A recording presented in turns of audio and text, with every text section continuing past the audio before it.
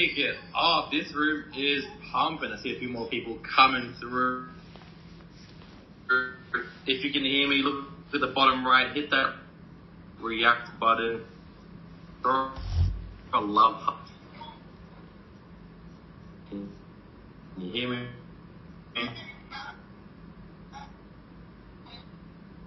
I think you're breaking up a little bit there, Daniel. Mate, it's you know why? Daniel's in Bali, so I wouldn't call that like, you know, having a bad life, Daniel, but we are definitely struggling. Oh, there you go, just dropped down. Can everyone hear me? Just give me a thumbs up or something so we can... Cool, good stuff. Daniel, we'll let you back up, mate. Wow, I can't continue without the co-host. That would be devastating. Or maybe we will. Alright guys, well look, we'll wait for Daniel to sort of loop back in, but let's just kick on. I'll start off with those that haven't been into these sessions before. We generally do them every fortnight, but we've been building like monsters the last couple of few weeks, so this is the first one we've done in a little while. Daniel's back up. Daniel, can we see try? I'm alive. I'm back. I'm back. Can you hear me? Yeah. Yeah, the internet connection dropped out. Love being in Bali. There's construction happening in the background. There's a million things, but I'm looking forward to this conversation. I'm sure Ivan mentioned it. Ivan and myself are your co-hosts for today's show around utility-based NFTs, the word that gets thrown around continuously in Web3, particularly with the bear market and the current conditions that Web3s are in and where we're heading. Seems that this is the future, and we have a few people that are championing that space today. The format of this conversation, the format of this show, is we run them based off different topics every fortnight. Ivan and myself and the team at Pixel Boss choose topics that are relevant to the current industry, whether that be AI, metaverse, utility-based NFTs, and bring the leaders, thought leaders within the space that champion that. Today's guests, we've got Charu, Raj, Kane, James, String, just in the order of my screen. We're going to kick it off by doing some introductions. Before we do that, I know many people do have questions. They may want to come onto stage. If you do have a question, hit the 3 dots on the top right of your screen. Then tap event details. You can comment a question. I'll be moderating it. So maybe if you don't want to come up towards the end, but you want to ask a question for sure, we'll be sure to answer it. And I'll be moderating that as we are talking. For the speakers, feel free to jump in at any time, jump on a point. We'll start off with Charu. I hope I'm saying your name right. Please give a bit of a background in terms of yourself, just a quick 30-second snapshot of what you're getting up to in NFTs, Web3, and then we'll go to Raj and then Kane. Charu. Sure. Hi, everyone. Thanks, Daniel. I am Charu from Unique Network.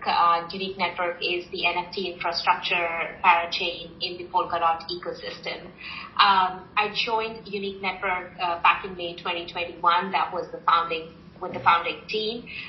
Before that, I've worked with IBM for 8 years in tech marketing, and I had the opportunity to lead IBM Asia Pacific blockchain marketing back in 2016. So that started my blockchain journey, and over time I wanted to explore the real side of crypto outside of IBM. So I moved on to and then I joined Unique Network. So within NFTs, we are building out NFT optimized blockchain, mainly designed for enterprise applications and wider use cases of NFTs, including loyalty programs, including applications in maybe real estate, and eventually driving customer experience and engagement across industries. So yes, utility is top of the mind for us, and that's what we are building every day. Thanks, Charu. That is epic. Raj, kick it off. What are you getting up to in Web3? 30-second snapshot on yourself. Kick it off, my friend. Very quickly, I'll give you my 2 cents. My name is Raj Kapoor. I am the founder of the India Blockchain Alliance, which is the largest think tank in this space right across India. I started my journey in the space in 2010. I was a miner way back in 2010 in the USA. And I had my first brush with the NFTs in 2017-18. I've been enjoying this space. I work with a lot of Web3 companies across the globe. I'm on the advisory board of more than 60 of them globally. I do a lot of work for the government of India. I do plenty of work with a lot of enterprise right across India and across 12, 13 different countries. More important, along with one of the state governments in India called the Goa government, we are setting up the largest Web3 district in the world in Goa. That is a beautiful part of India. And that's going to be a real game changer for the industry. Well, that's what our vision is. And I hope all of us here can translate that into reality. That's it from me. Is Goa like the amazing beaches in India? Yes. It's like the Valley of India, pretty much. Yeah, it's the Valley of India. It's the Hawaii of India, whatever you want to say, yes. And that's the best place. I live there myself, and I enjoy that space myself. It's called, by the way, the project is called Web3 on the Sea.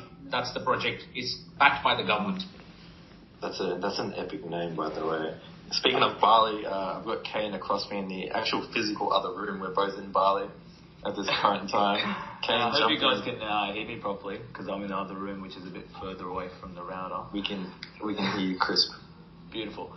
Look, I'm Kane, founder of Not Essential. We founded the company in 21, and our first release was the NFT collection, which is a reef restoration-focused NFT collection. So we've been building community and focusing on reef restoration efforts, so utilizing these JPEGs to actually make a difference in the real world. Epic, Kane. I've got James and then String lastly. James, jump in. Hey guys, thank you very much for having me up. My name's James. I'm a product specialist. I've been in the tech industry for 10 years. 7 years ago, started up a software agency. About 2 years ago, we jumped into Web3.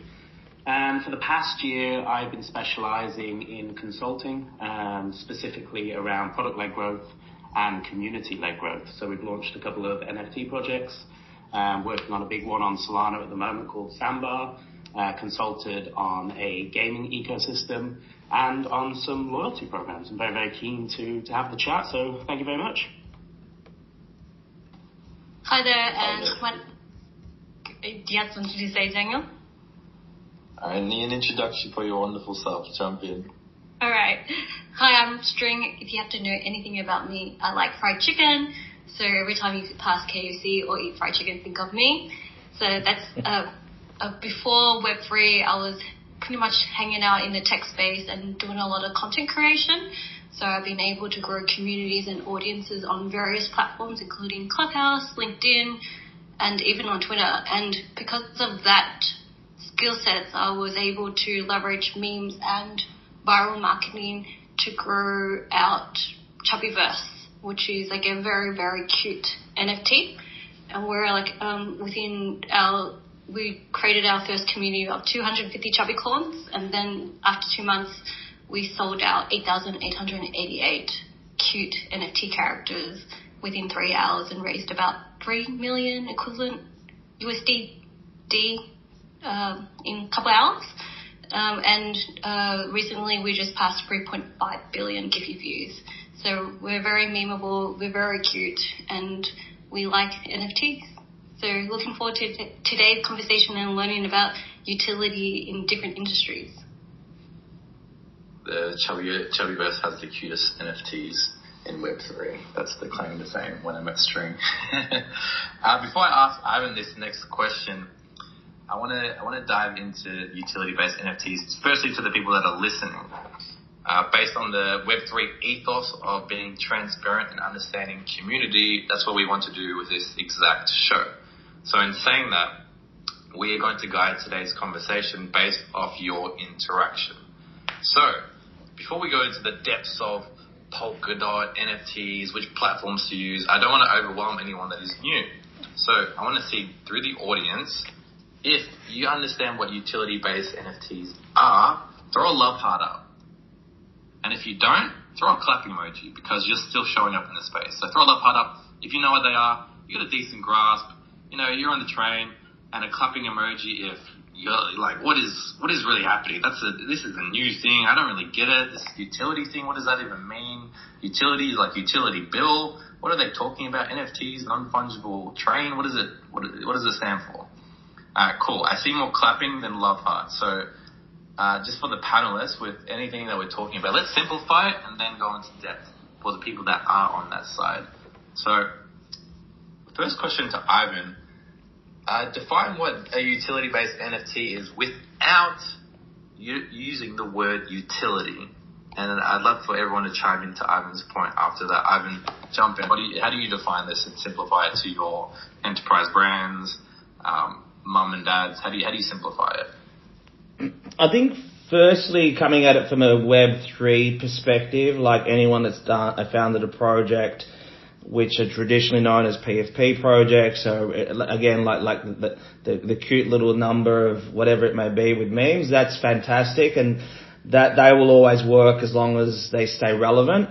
Now, I don't know the project, so let's say that project is successful as it is, will dedicate a portion of their funding and then buys things that they can give to their community, whether it be a physical item or whether it be an experience. That ultimately helps to create a little bit of liquidity, and it's what will help us hold the price. And the better the experience, the more that particular collection is likely to not only hold but go up in value.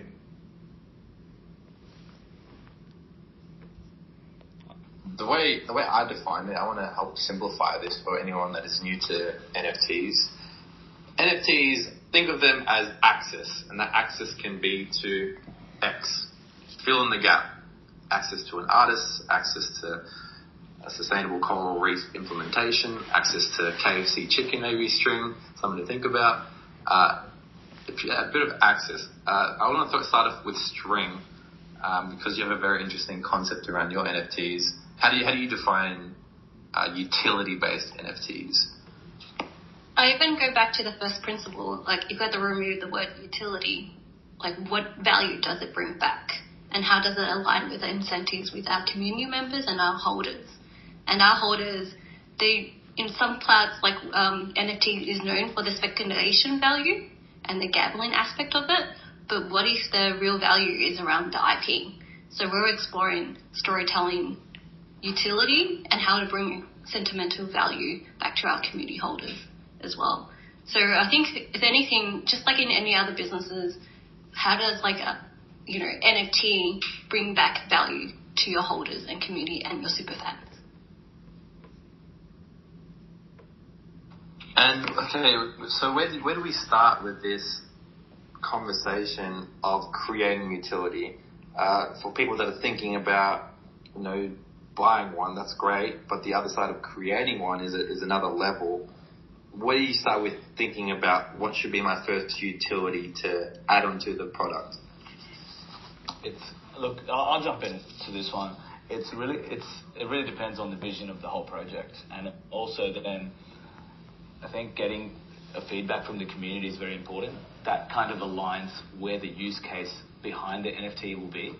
And since we're still in the early days of NFTs, like the use cases are changing. I know a lot of people jumped on metaverse development, tokenizing their projects, but it really depends on what the use case right now is and what you can do. Like we know there's some projects that do just parties, some that are doing sustainable projects, some planting a tree, but it really depends on where the community aligns in the vision. So, you mind if I jump in, Daniel? Not at all. Open space. So I think one way that we want to look at it is first off, if you go back to what an NFT is and what utility it provides as a technology, it is verification, proof of ownership. So essentially, when you're thinking about utility, you've got to think about it in terms of, okay, if I own this NFT and I can prove that I own this NFT, what doors does that unlock? One thing that it isn't, and I think a mistake that a lot of people make is, well, somebody goes and mints or puts an NFT collection up and they sell out, they raise a lot of money, and then they build something. And there actually isn't a tie between that NFT and what they build. It's just a means to raise funds. So I would argue that's not utility-based. What you have to look at is how does the utility, so how does the NFT actually tie in to what is being built?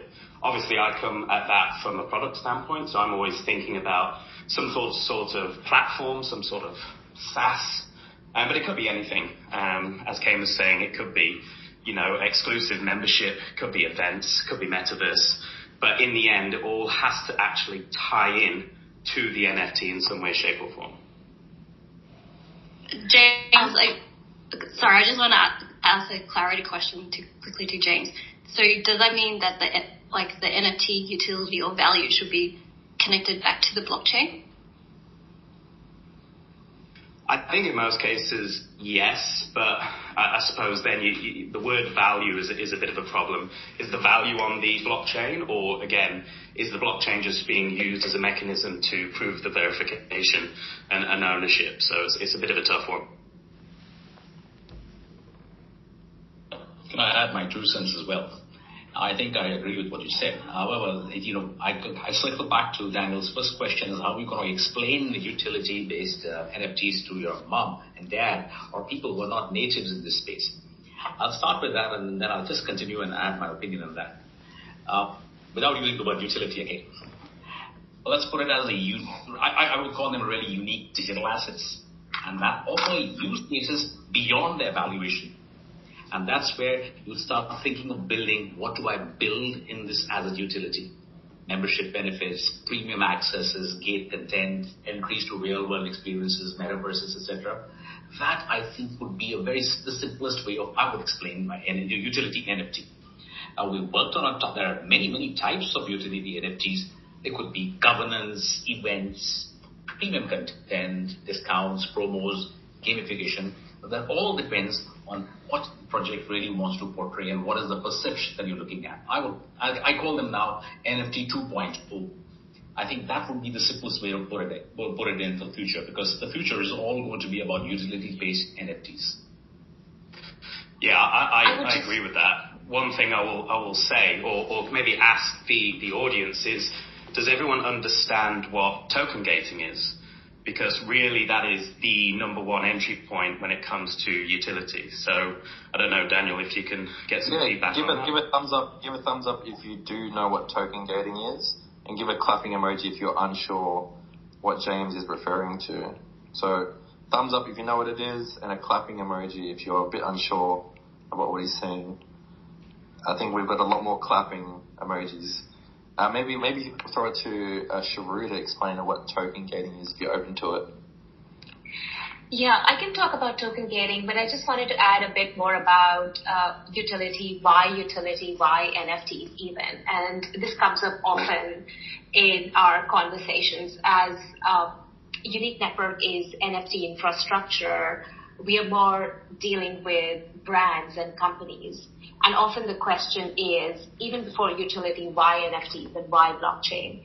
And so the question here is, nobody asks, why do I need to add utility? It is, we always ask the brands for a moment to disconnect with the hype that NFTs have created as expensive JPEGs and lots of money in NFT sales, and separate that from a little bit and figure out what is your broader business objective, and how we can help with NFTs or with something that's new and shiny as NFTs. And often conversations around loyalty programs come up, and that's one of our priority areas as well. So NFTs offer something to loyalty. They add something to loyalty that normal loyalty programs, regular loyalty programs cannot, which is an emotional connection with the brand, because you are so much a stakeholder of the community, within the community, and part of the community if you own the NFT.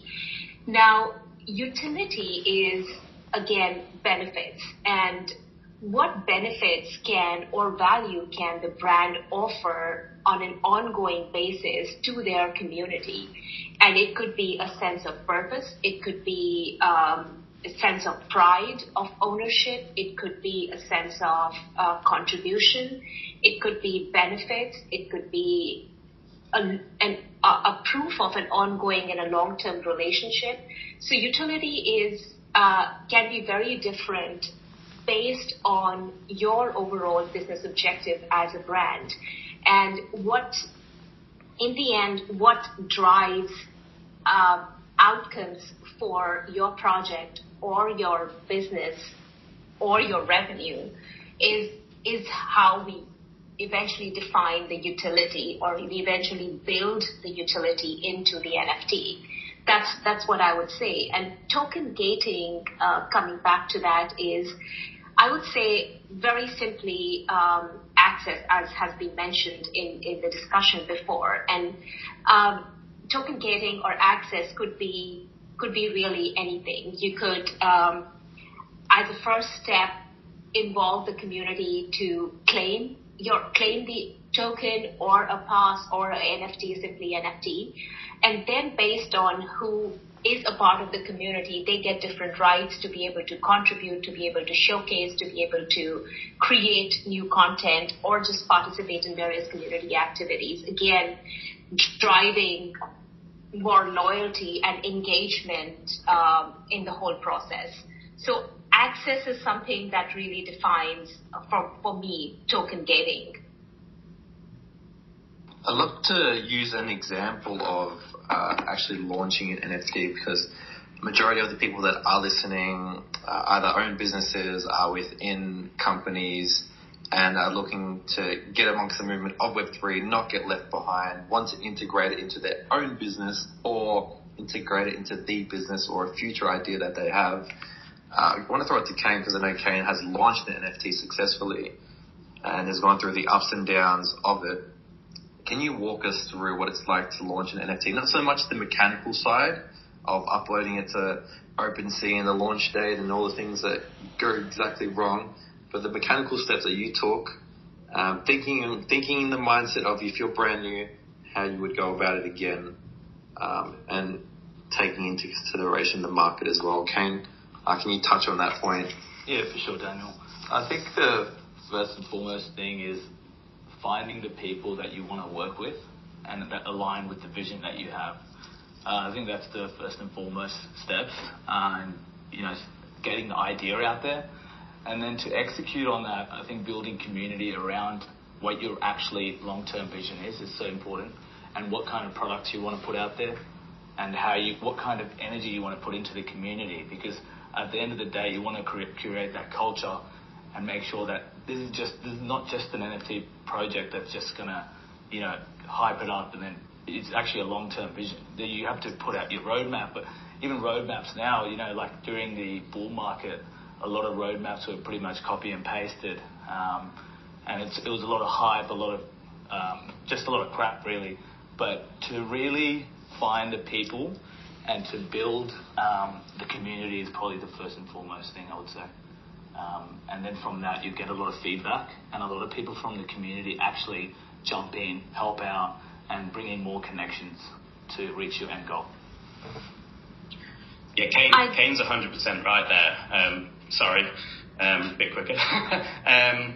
It always starts with understanding your key personas. I mean, we've been doing this for years in Web 2. When you're launching something, you don't stick a finger in the air and see what sticks. You actually go, right, okay, who's my target? What problems do they have? What needs do they have? How am I solving those problems? And then, as Kane said as well, the thing that Web 3 has done better than Web 2, and what a lot of Web 2 companies are looking at Web 3 thinking, how can I have a piece of this, is that they have involved the community to a much higher aspect. We're talking about instant feedback. When you're sitting in Discord, you can ask any one of your users, how did you feel about this update? You can get instant feedback, instant testers to tell you what's going on, and it is truly incredible. And I think this year and next year, this is what we're going to see. A load of Web 2 brands having Discords or similar technologies to Discord and talking to their individual consumers on a one-to-one level.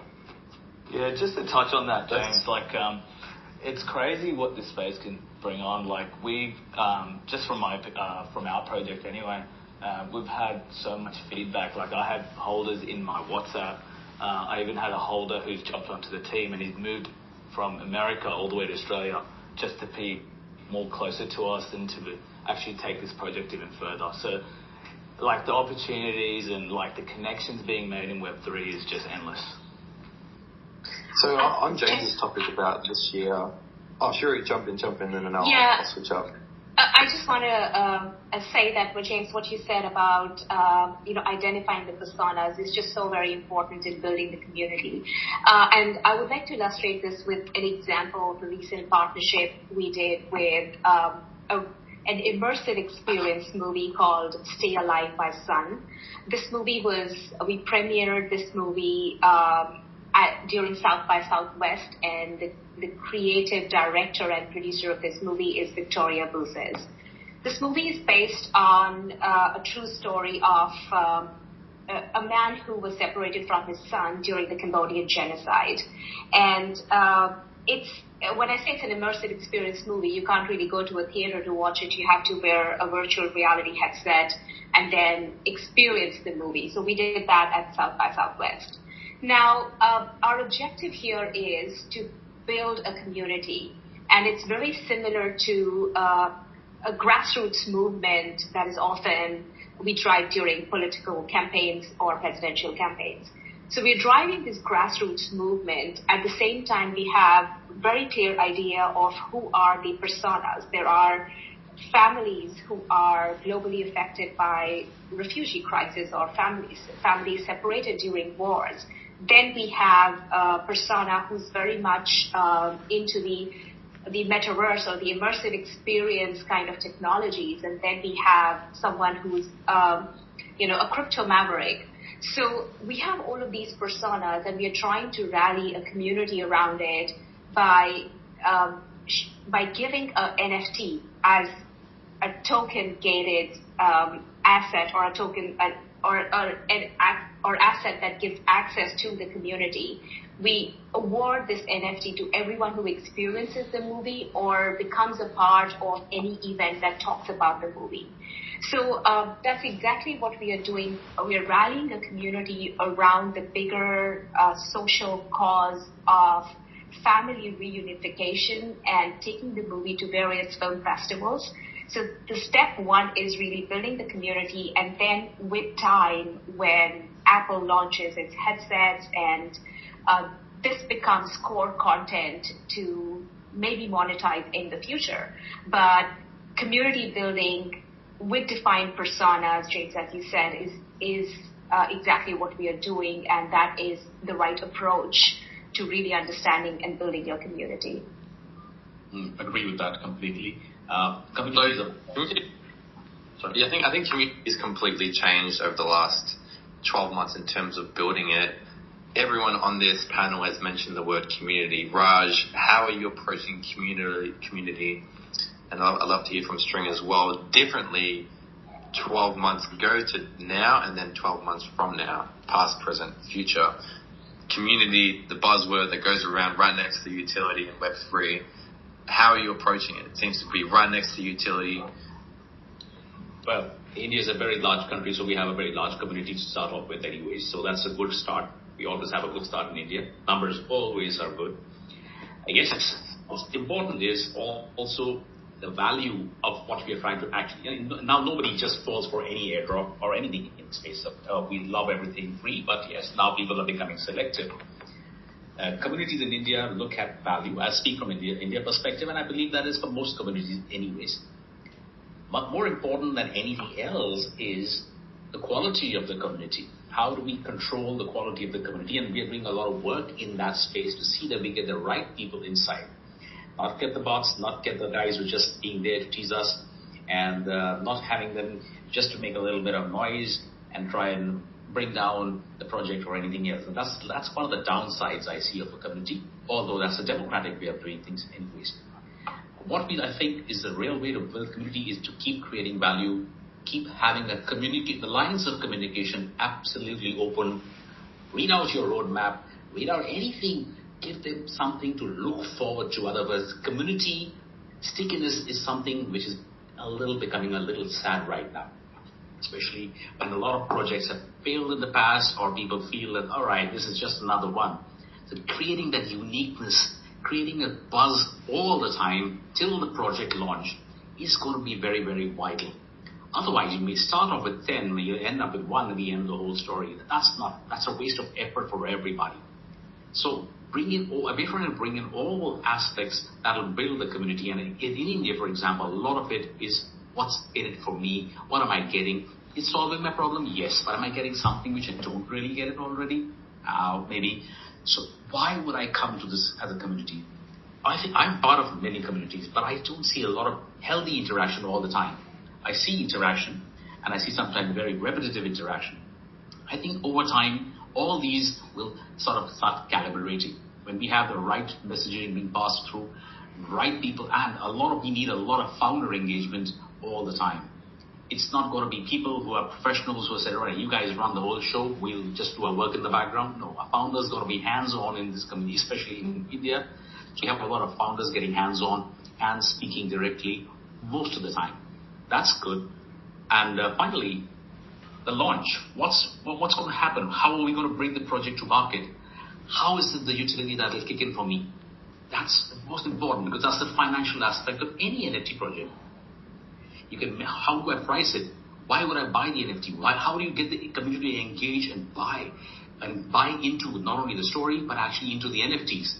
There's a lot of communications. There's a lot of messaging to be done all through the time. You can have free, you can give them free, you can sell them for $1, sell them for $10. You have to get the right pricing. Communities, you'll see a huge fallout if you don't get this all right. So a part of it is determining who the target is in the market, and are these people with a lot of money, little money, more frugal, more interested in utility, other value, entry points, lots of permutation combinations. Thankfully, NFT potential has grown, and as more and more people come in the space, there's become more awareness, which I think is also equally critical. Awareness of what exactly is the NFT, why is it there, why do I need it, what are utilities built around it, all good. So I think with all these coming in place, the future is going to be all about more value-based and impact-based NFTs, and not just something which is going to flash in the pan for many. So that's my thing. That's what I think is going to happen over the next few months, and then we'll evolve again. There'll always be a calibration of strategy from time to time, but that's how the flow is going to go over the next few months. I really like that take. I'd love to pose a question, if you don't mind, Daniel. In 2022, we saw a lot of big brands give away free NFTs, and that's what I call just brand exposure. And to me, they had zero utility. We've talked a little bit about loyalty programs. So for me, the big question is, where does an NFT cease to be just brand exposure and actually become utility? I could answer that question, but can I add something in terms of the launch project, because I have a very unique story with and then tactic as well. A lot of times, I think if you have a minimal viable community and there's 100 true fans, but within the 100 true fans, how many of them are influencers themselves that have their own communities as well? Because I bet you, if you know who your super fans are, our top 25 users, for example, I keep a track of a CRM system. Yeah, I am that type of person, and I engage with my super fans and my super holders, and I even like to check out their wallets and the size of the wallets, because the Chubby Corn, for example, have whales inside of them.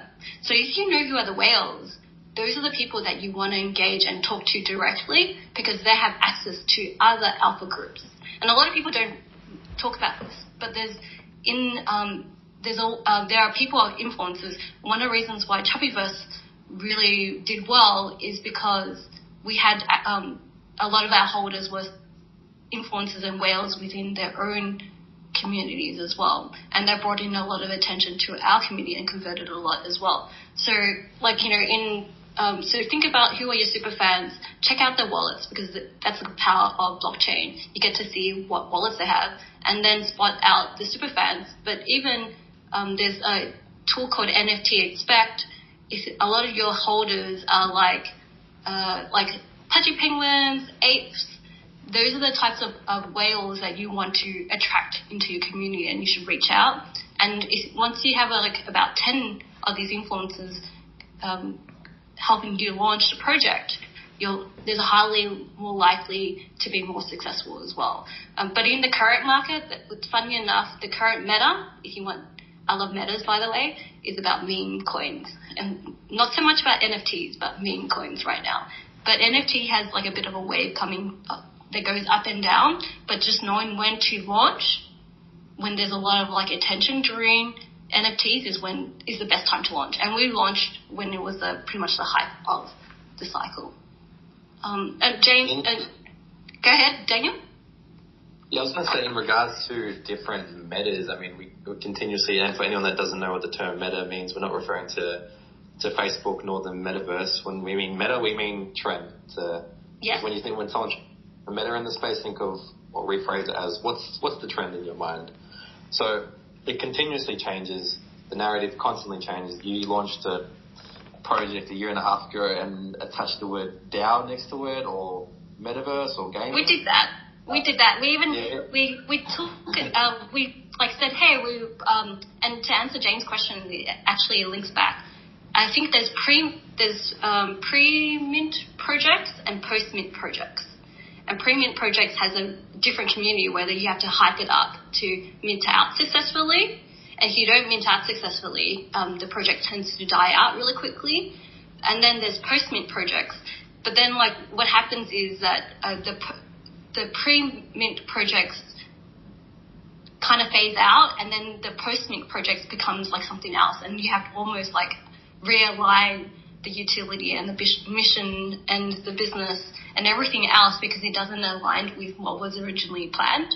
So it's almost like you have to go through multiple pivots to cater for the community and the different market conditions as well. But then what I realize is sometimes you have to know the first principle of your business, and our first principle of Chubbyverse is around the IP. So because now that we hone in on that, we try to marry the incentives of the community and the value of the business to keep increasing our value, and also become more innovative when it comes to storytelling NFTs. I'm just going to jump in, guys, and look, a lot of the conversation, first I agree with everything and it's awesome.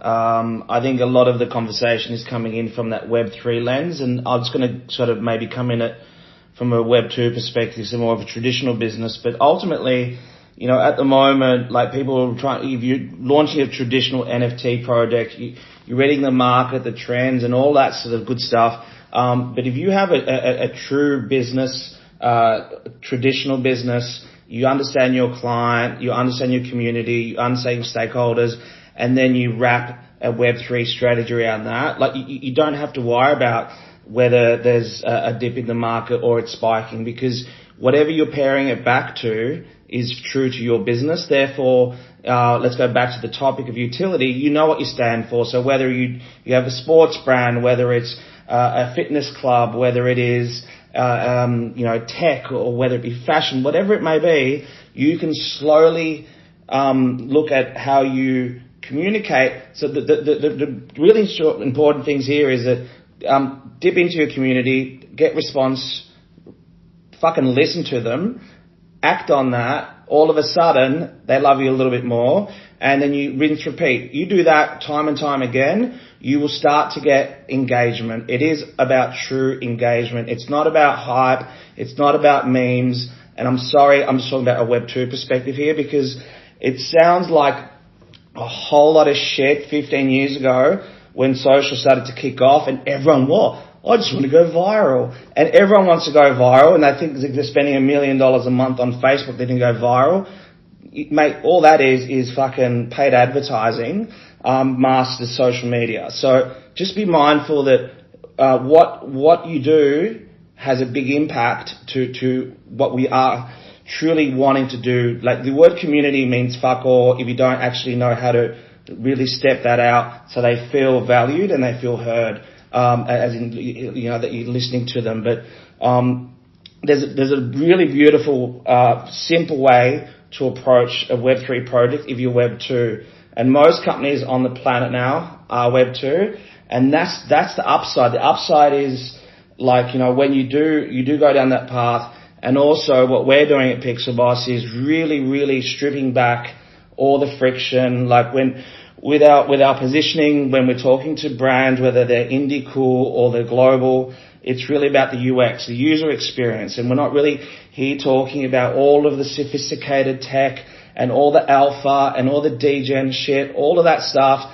I'm not like shitting on it, but it doesn't really matter if it doesn't work. Because a lot of people want to flex about how clever they are with tech. What really matters is when you have that beautiful balance of a sound tech undercurrent with a really beautiful user experience over the top. But anyway, I can talk for hours. That's why I don't talk often. Back to you, Daniel. I like that take. Sorry, I'm going to jump in again. Say one thing from a Web 2 lens. A lot of the people that I'm consulting with that are in the Web 2 side, their first step is actually not to do any Web 3 technology, not even NFTs. It's to do exactly what Ivan said, and it's to approach the community in a different way, and that is community-led growth. So the way that I see it, the sustainable way to get into this is to dip your toe in to a new way of engaging your community, communicating with the community, and then working out how you can bring NFTs into that once you've got your community behind you. To hit on something String said, you do want some Web3 people in there, and those Web3, you want those super fans. I don't know whether they need to be whales to be super fans. That's probably another topic, but they want to be connected. They want to be so engaged and infused about what you're doing that they go out there and they shout about it. And then going back to the Web 2 and the community, one thing that Web 3 does really well, that Web 2 doesn't, is that they give their community members the means to shout about their product. We see it with memes all the time. So I'm a Sappy Seal holder for any of those that are NFT maxis here. And what Sappy Seals did is they created something called a meme generator. And they literally allow you to put your Sappy Seal in 1 million different memes instantly on Twitter. And what that did is just create virality for Sappy Seals. So that's what Web 2 needs to do, give their community tools to shout about their brands. And Yeah, can I James, sorry. Go ahead. I just gonna be super quick, translating what James says. And we all see how like crazy football fans are, right? You want that. Any brands want a viral, I shouldn't say viral, but like fanatics, crazy people who will shout out everywhere they go. It's like, oh, I'm a Man U fan. But in this case, James is like, I'm a Sappy Seal. Do you own a Sappy Seal? If you don't own a Sappy Seal, you're a coward. That's pretty much their words. So, but over to you, Charu. Yeah. So I think what both of you said makes a lot of sense. And our objective is, we mainly work with Web 2 companies. And yes, there is very little Web 3 conversation to begin with. But what we start with that is, what are your customer touch points? What are the various stages, and how can each touch point be enhanced or improved tremendously through NFTs or through the power of Web3? And then we look at those various touch points. As an example, we have an offering for powering NFT events. Powering events through NFTs. Just dropping an NFT ticket doesn't really help. In a usual event setting, you buy a ticket to an event, you go attend it, you may post some pictures and that's it. Or the engagement comes from speakers who actually post about speaking at the event. But there are various lost opportunities along the way where an attendee can really boast about the event and how NFTs could really help with that. And again, about building that community that's really excited about it, and String that touching about. Is there any good examples? Any good examples of utilities for a ticket holder post the event? So one of the things is that enhancing, so the biggest challenge of an event manager or event organizer is lack of engagement. And once they organize the event, they are not able to really demonstrate engagement during, before, or after the event. So what we do is, just taking a step back, our NFTs, the SDKs that we are offering, allow your NFTs to be able to do more, which means we have capabilities like composable NFTs, nested NFTs, bundled NFTs, and all of these things, all of these SDKs are available in JavaScript. So any Web2 company and their IT team can use these SDKs to create their own NFT applications. Now in the context of events. So what can be done is once an NFT ticket is sold, that can be added with another benefit within the same NFT, or it can be bundled with a fungible token as well if that user posts 5 times on social media, right? And then while they're at the event, if they share a story, a live story about the event, then another benefit is bundled into their same NFT. So what we allow for is for these NFTs to evolve based on the actions that the attendees and the speakers and various participants of the event take. And that sort of boosts the engagement manyfold as compared to a non-NFT based. I'm just going to just jump in for a sec. Sorry to cut you off, but only because we've only got about 10 minutes left and we can go over a little bit. But I'll just jump in on that from my perspective. Let's just use an artist and call it Taylor Swift. You've had, she's a global superstar, and let's say there's an activation in Australia. She sells, 400,000 tickets in a national tour, which is easily done for someone like her.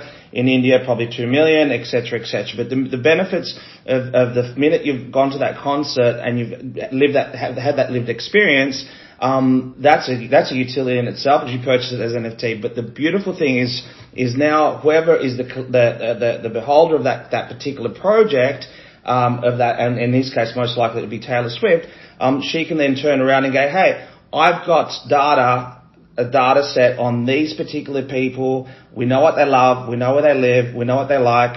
And all of a sudden, you become part of this Taylor Swift club. And who wants a bit of that action? Who doesn't? Whether it be automotive, whether it be sports, fashion, food. Ultimately, you now have the ability to create these beautiful experiences that normally a Web2 company would pay for, and in this case they would pay, but the person they're paying is Taylor, and she'll pay it forward to her community. All of a sudden, a ticket that expired the day you used it now has liquidity because you know that Taylor's going to tour in New York the next month, and you must own that ticket to be eligible for that first prize. Money can't buy a once-in-a-lifetime experience.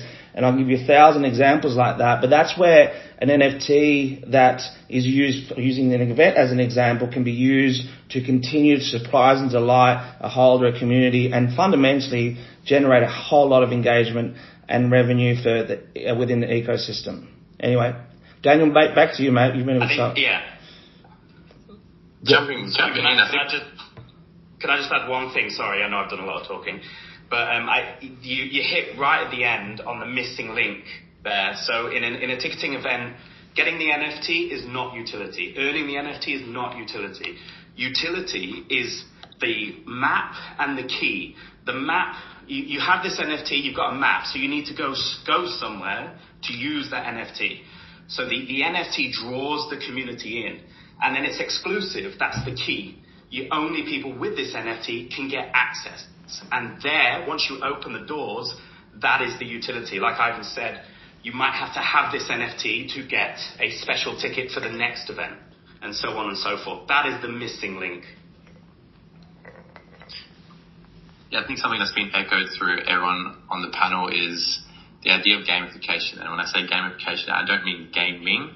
I mean gamified experiences. I mean, for anyone that goes shopping, I know in Australia we have this thing called Flybys for our local shopping centre called Coles, like grocery centre, or think of it like a Walmart.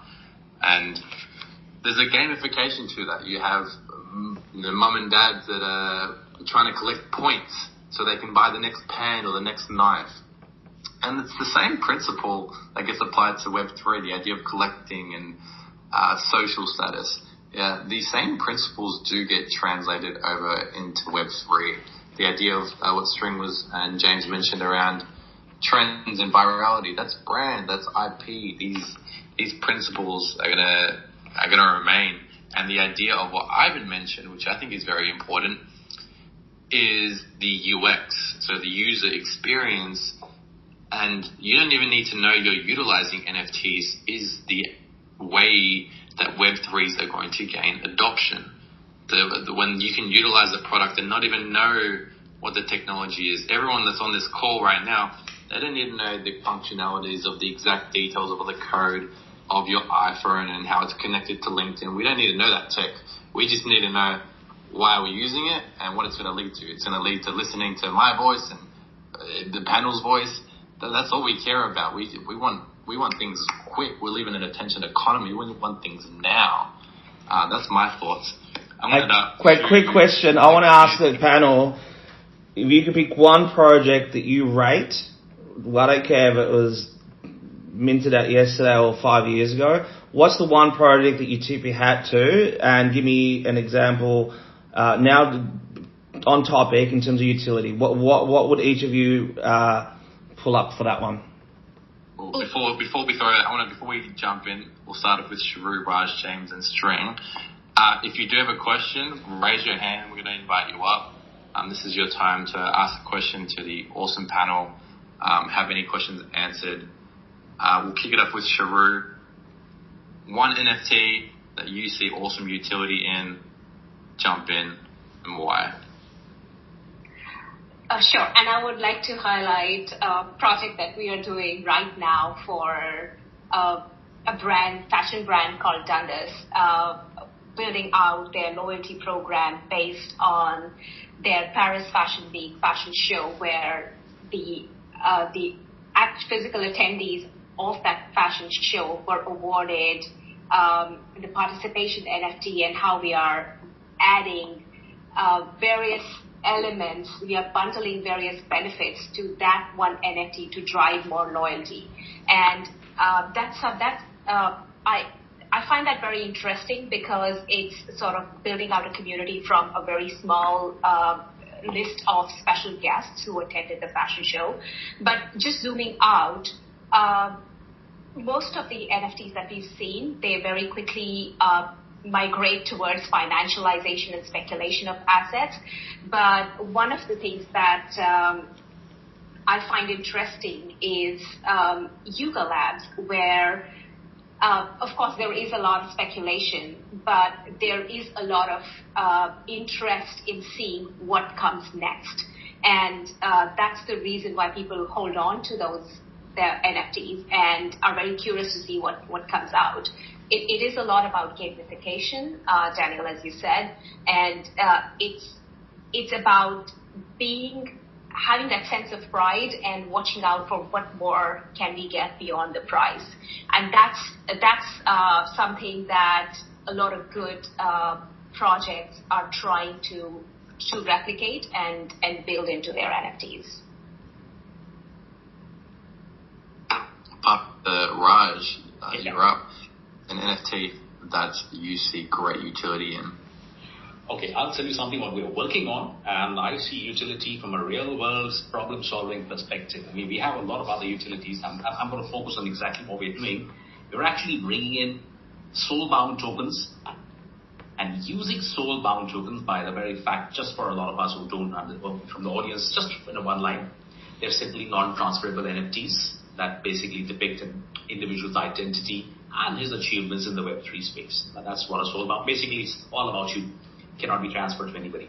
Now, we're using soul-bound tokens, bringing in equity to credit scoring, social media, using this for social media, using the KYC requirements, and verifying all their soul-bound assets, and creating an NFT loan platform.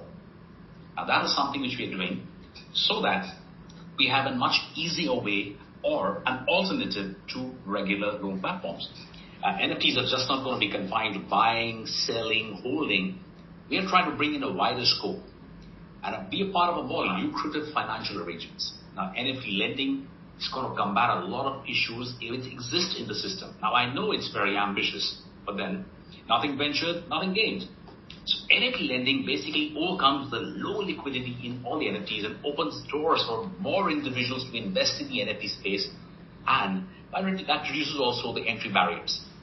We've done a lot of work in this now, and I think that's now shaping up. In the next 3 months, it'll see the light of day, and we've got a very huge community behind it. It has peer-to-peer lending, peer-to-peer protocol NFT lending, non-fungible debt positions, NFT rentals, lots of stuff. I can go on and on, but then we don't have time. But that is a real-world problem being solved using utility-based NFTs, and I'm proud of what our team is doing. That's something which I wanted to share with you. There are many more, but we have very little time, so I'll pass to the next person. Then String the wrap up. Okay, I think I'm going to go with Neo Tokyo. I'm not involved with them. It's not something that I'm working on. They've been around for a while. They're very gaming-centric. But the utility that they've brought for me personally is this incredible networking. So in their Discord, they have set up, so obviously token-gated access. They've set up all of these different departments for who you are, creatives, developers, entrepreneurs and founders. And they actively help their community do what they want to do, whether it's connecting a service provider with a founder or whether it's helping a founder launch, either by raising funds or giving them the advice that they need. It is a truly incredible community and one that I've had immense utility from. I have two actually. I like Nagendran for the business model, and I'm also watching how Nike utilizes NFT when it comes to sneakers and when it comes to ownership and how they're selling limited editions offline and online, because I'm waiting for them to see how they explore the metaverse. String for president. I double down on both of those. I'm going to just elaborate a little bit on the Nike things. I'm just so fucking keen on what they've just done, and we've been playing it out, but they've just nailed it. So for those that don't know, for example, with Nike, they did they've been doing their digital sort of, metaverse shoe, their digital asset, and then a couple of weeks ago, comes out LeBron James out of his hotel wearing the sneaker. The beautiful thing here is that the only way you can buy this pair of sneakers is by owning the NFT. So that's how you see that really beautiful relationship between physical and digital. And as for the nouns, Dow, mate, Daniel, I'll let you go on that one. I think why it's such an impactful NFT is essentially just to not go into the depths of what a DAO is, but if you own this NFT called Nouns DAO, you get access to $50 million of funding that gets voted on if you own a noun. So as an example, everyone on this panel buys a noun. I pitch an idea and say, I want there to be a KFC Nouns chicken in Melbourne, Australia. And then Charu, Raj, James and String all vote yes. Ivan votes no. Majority votes. And now there's a KFC Nouns chicken shop in Melbourne. And that's pulled in from the funding. That's a very interesting use case. Before we wrap up, we've got some awesome questions. A few Aussies in the building and people around the world. We've got Donna, Anish and Huxley. I want to throw it to you guys for a question or statement to the panel. Hello, Donna. Good evening. So sorry I missed the first half of it, but I did manage to catch up with what was going on in the space, and a great game tonight. My statement, I suppose, is the emergence of the ERC 6551 standard for the NFT space, which is going to set and revolutionise what NFTs are. So I'm so excited about it. So from just talking to a few people from Arbitrum and some projects, just the advantages. You talked about utility before, and what I'm understanding with this particular ERC standard, instead of your wallet having like the identity, it's your NFTs that have the identity. So you can actually interact with DApps independently without relying on that wallet that holds it. But it opens up so many possibilities. But I'll post something or send it to you, Daniel, if you like, if you want to just, follow it up. So that's me out. I mean, does anyone in the panel have any thoughts around the new standard that's been adopted? I haven't done an in-depth analysis of it myself. Speak a little on that. It basically is designed to accelerate all NFTs to become more dynamic and interactive. That's the most important part. And with AI being now actively used for creating a new bunch of NFTs, this is going to play a very important role. In addition, it also gives ERC 721 NFTs full capabilities of the Ethereum account. That's important, using the token mount account.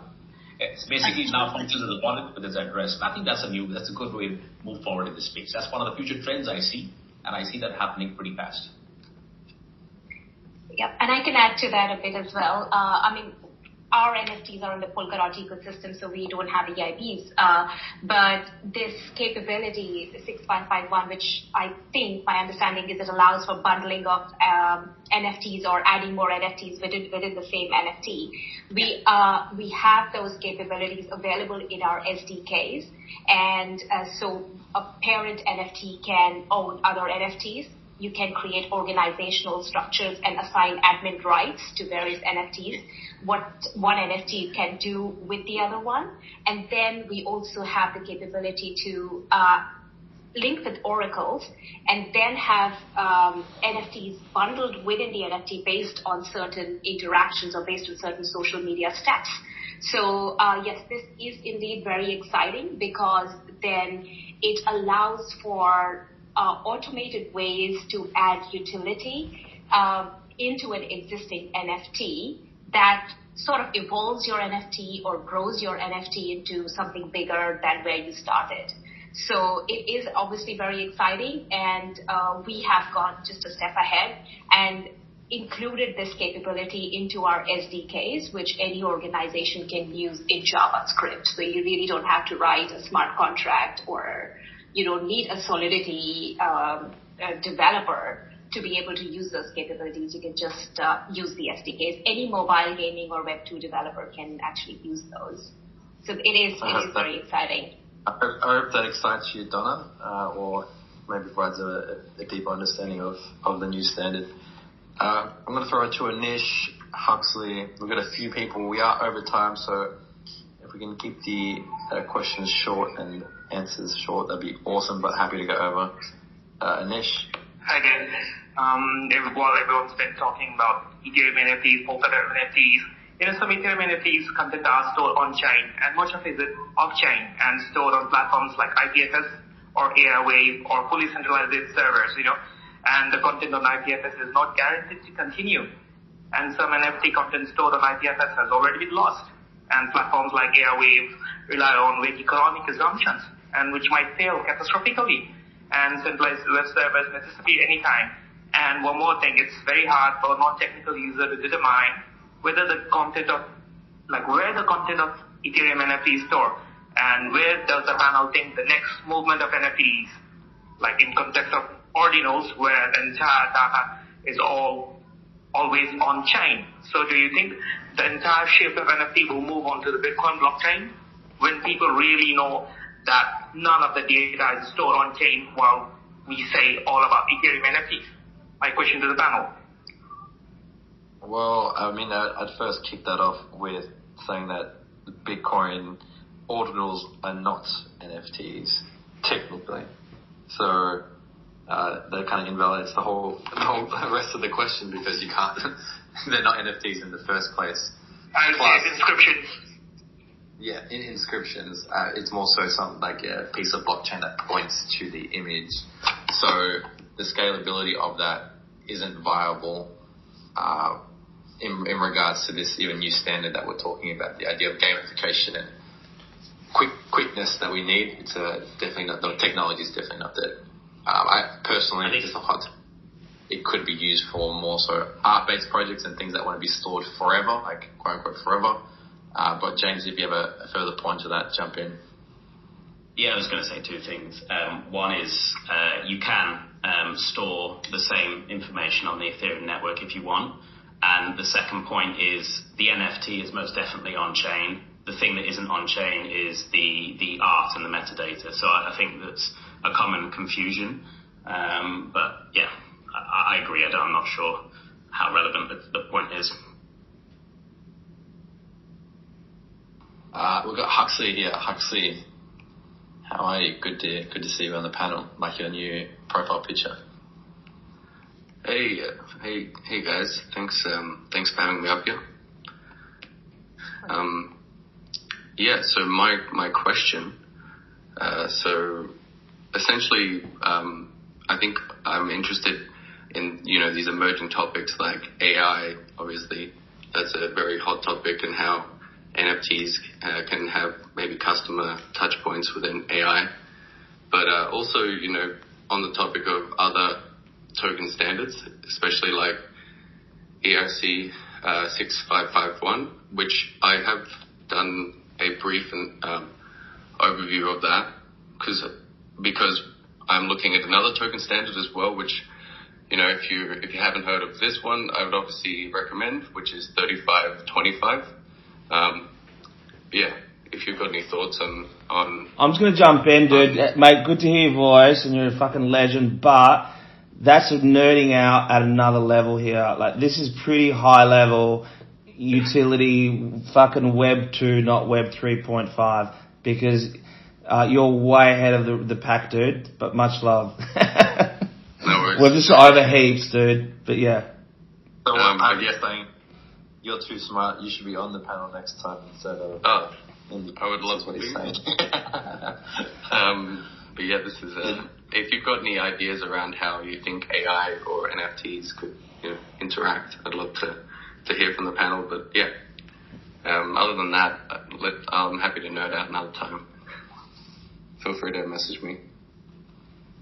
100%. We'll invite you on I'll reach out soon. to you for 3525 semi-fungible. We're doing some work on refungibles. Would love to chat more on that offline. Quick take. I think AI deepfakes will be validated through the blockchain, but let's not get super nerdy. Rishabha, jump in. Question, my friend. Hello, panelists. Thank you for this. Thank you for having this wonderful session. Actually, I'm from India, and I'm building my team, Vinces, and I'm building a decentralized outdoor network. So in this, we are trying to generate audience engagement between audience engagement with brands. So if any brands wants to target, wants an objective like brand building or brand awareness, or if it is lead acquisition, whatever the objective is, we are trying to create an audience engagement model in this. So as Charu said, Rishabha, did you have a question? I don't mean to be rude. We are wrapping up. Yeah. I mean, what is the adoption of NFTs in Asia Pacific region? If Charu and Raj sir could explain us. Yeah, I'll just start with a minute. You can just touch base with me offline if you have very little time. I can tell you all about the Asian market. There's no issue. Just touch base with me offline. In interest of time. Okay, sir. Thank you. Yep. Feel free to message myself as well if you're looking to get connected to some Web3 events around Asia. Maybe we can get you a deeper understanding in person and offline. Definitely. Warren, Thanks, man. Sorry to cut you off, Rish. Didn't mean to be rude there. Warren, final question, my friend. Do you have a question for the panel before we wrap up? Last question. Make it fire. Make it not so nerdy where we all geek out, but provide value. Jump in. Thanks very much. It's not so much a question. It was just an observation and appreciation for this room. I think it's been really, really insightful. Some fantastic people that I'd like to connect with because it's an interesting subject and actually trying to make that more tangible to the audience. Obviously, there's a whole variant there of abilities and understanding and knowledge. I just wanted to just say thanks very much. It's been a real joy. I also have to agree with the comment about Yuga Labs as well. I think those guys, they didn't really understand what they created when they actually put the Bored Apes out into the world. But now, again, I've got some connections in the licensing industry. There's some really interesting things happening around licensing and communities of Bored Ape owners getting together and creating licensing boards, which is phenomenal.